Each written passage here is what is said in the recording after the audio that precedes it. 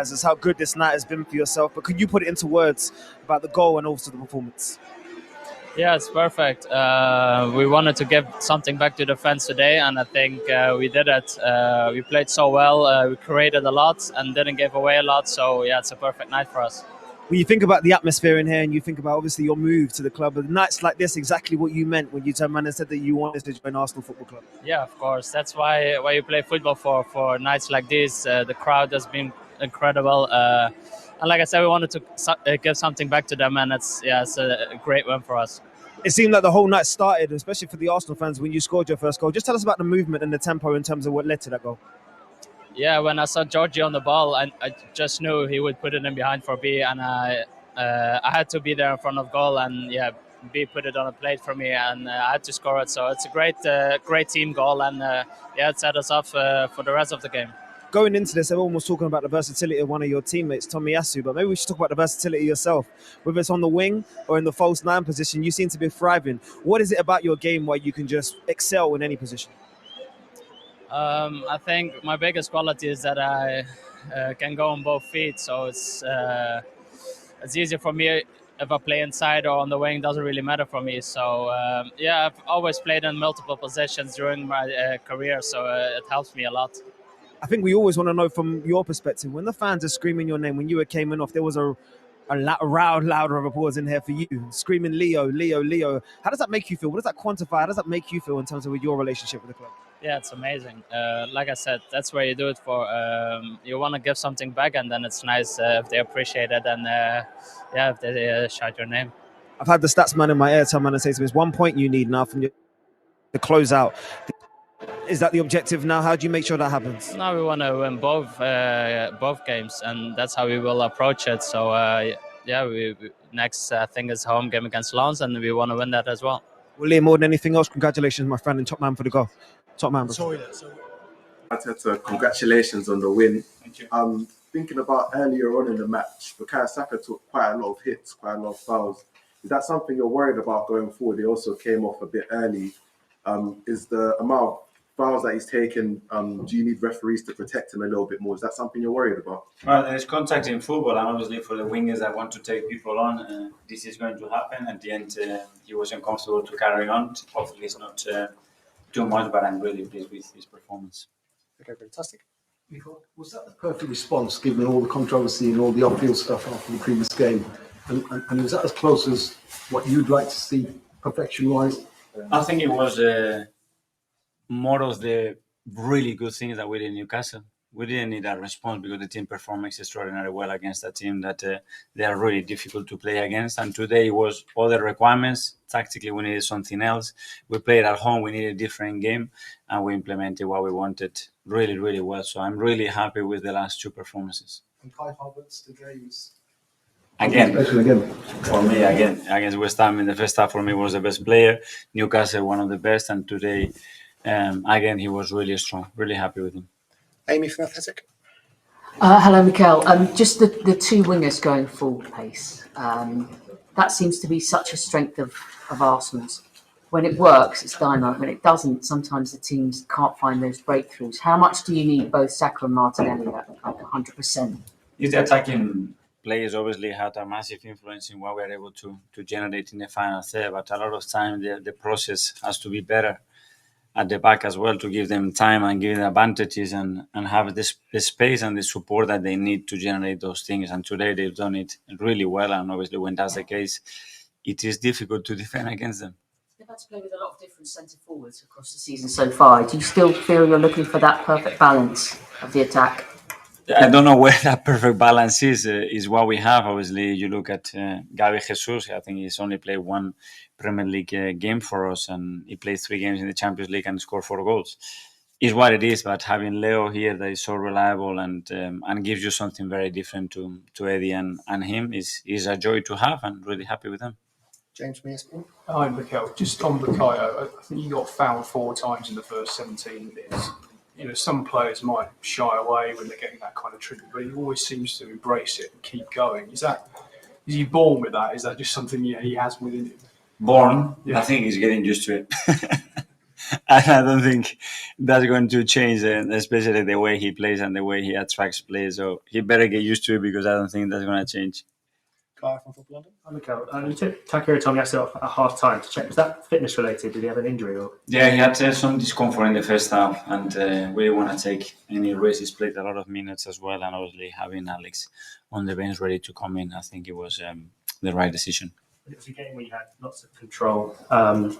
Jorginho was central to that, Vincent in the first goal as well. When he signed, there were quite a few people doubting him, but what can you say about sort of his influence over the past few months since he's joined, and how important he was tonight as well? That is a joy to have him. His influence in the rest of the squad, the rest of the boys, is enormous. He fits in the way we want to play. He's so intelligent. He understands everything so quickly, and he makes everybody else better. I'm really happy with his performance tonight.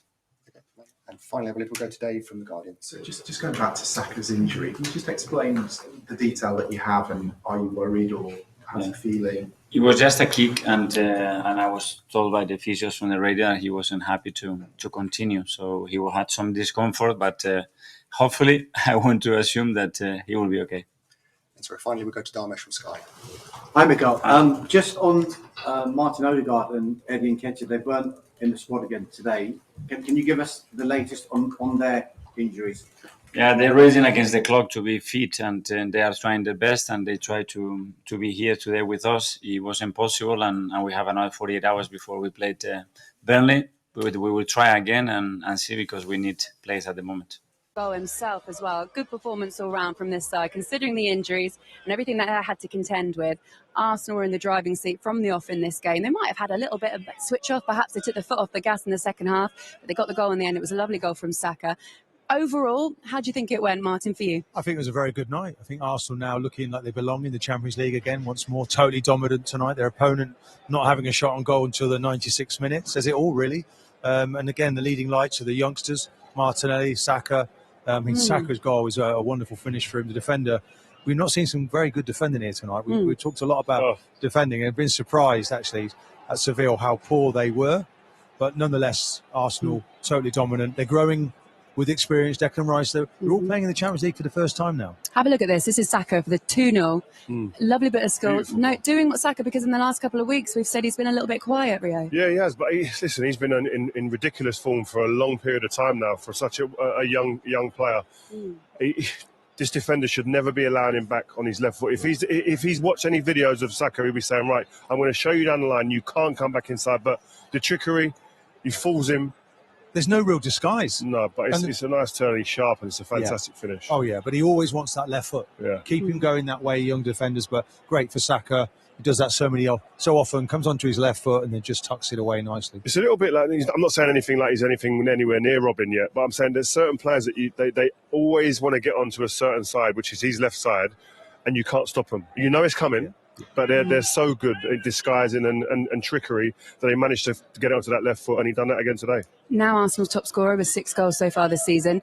Disappointing scenes if you're Mikel Arteta and Arsenal fans as well. He did land awkwardly. Have a little look at this. This eventually forced him off. Innocuous. I don't think he rolls it though, does he? I think maybe he just sort of blocks. He jars sometimes you can jar it, and you get that congestion at the back of your ankle. I'm hoping he's going to be okay. He's quite a tough boy, you have to say. Yeah. But he does get a lot of injuries. We might have. I was wondering actually why he wasn't going off earlier. Do you know, because you want to wrap him in cotton wool. But I'm certain he'll be okay. Well, the good news is when he came off, he didn't go to the medical room. He went to the bench and he carried on watching the game. And at full time, he was still walking around. So fingers crossed, it means it's not that serious. He was heavily involved today. He also got himself an assist for the first goal. Let's have a look at Leandro Trossard's goal. This made it 1-0 in the end. And we talk about that ball from Jorginho. It was lovely, wasn't it, Rio? Yeah, a fantastic ball. I think everything about this goal was great. Declan Rice picks up the loose ball there, goes into Jorginho, his midfield partner. He finally gets it back. But watch Saka's movement here. You're going to get it better on the next clip, but it's a great ball, a wonderful ball. The vision and the execution, the ability to play that ball, let alone see it. But this bit here, I think you've got to keep your eyes on Saka, haven't you, Ian? Well, what's really clever about it is he's just going to move out wide and just find his position. He just moves into an area. And look, this is the vision now, just looking. He's just surveying there, Jorginho. And then the change of direction, look, poof, puts the weight on his back foot, pushes into the space.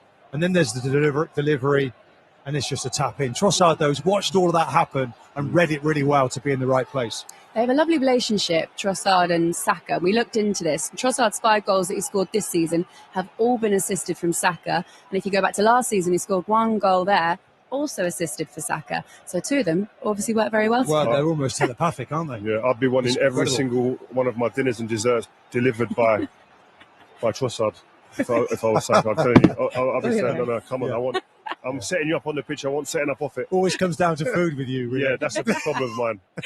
Listen over on the score sheet, but his influence in this game was huge, and the right back's probably going to have nightmares about this for the rest of his life. Yeah, the 2 fullbacks were put under immense pressure today, and this will be a learning curve for this young fullback. Does he learn from this? Well, what he said at half-time, can he recover? Well, he didn't. He got destroyed all game. Every time Martinelli had the ball, he looked like he was sitting there in just a submission and saying, listen, I know you're going to beat me. I'm just going to try and keep up with you and just try and make myself not look as bad each and every time you get the ball. This is like, oof. You have to acknowledge the skill there as well. Yeah, I mean, the thing is he's got to give himself half a yard. And what's really intelligent from Martinelli is knocking it out with his right foot and then running onto it with his left. So he's out of the stride pattern of the fullback, and the fullback just didn't know what was going on. There it is again, time after time after time. It was a little bit embarrassing, but as a centre half, I think I might have gone alongside him and said, "Oh, come on, let's drop off a little bit." Yeah, you need that experience alongside you. But Martinelli, listen, you want to see these performances. You want end products, you want goals, you want assists as well. Everything else in his game today was perfect. Yeah. Okay, guys, don't go anywhere. We're going to be hearing from the manager, Mikel Arteta. 1 point is all they need to secure from the final 2 games. And someone who played a massive part in that game today, Declan Rice, is joining us now. Declan, thank you so much. Great to see you. How are you? Very well, thank you. How was it? Yeah, it was good. Obviously, a tough game. We knew what Sevilla were like. Obviously, played there 10 days ago, so we knew what to expect. But we knew tonight was a big night, our second Champions League game, and we knew we had to get 3 points on the board, so that was key. How important did it feel, not just to get the 3 points for Champions League, but also just to get back to winning ways, because it's been quite a tumultuous week for you guys? Yeah, we said that. I think after the upset in the Cup, and then obviously on the weekend, a club like Arsenal, we can't be losing 3 games in a row. And the manager made that clear before the game. He said we need to get back to winning ways and put in a high energetic performance. And, sometimes when you're playing against the back 5, it's hard to break down. But in the end, we kept persisting and you come through. Declan, how pleased are you with your own form? I know you're someone who's very critical. You watch your games back, really looking at little details in your game. How pleased have you been with your consistency and your form so far since you come in? Because no one's even talking about the £100 million price tag. Do you know what, Ree? I've just been taking it game by game. I know it might sound, I'm not trying to sound boring. I literally have. Just every time I put on the shirt and try to come and play, if I start well, I know I'm going to go on to have a good game, and that's the confidence I've got at the minute. Whether I'm playing as a 6, whether I'm playing as an 8, I want to do the best I can for the team, and there's so much more I can still add. But it's been a good start, and yeah, it's going to be a long season ahead as well. So I'm looking forward to it still. That's a question I'm going to ask you, Declan.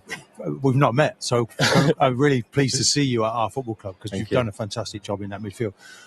You look like a 6 all day long for me, but you surprised me with playing as an 8, how well you play, your pace that you're showing, how creative you are. We know about the tackles, the interceptions.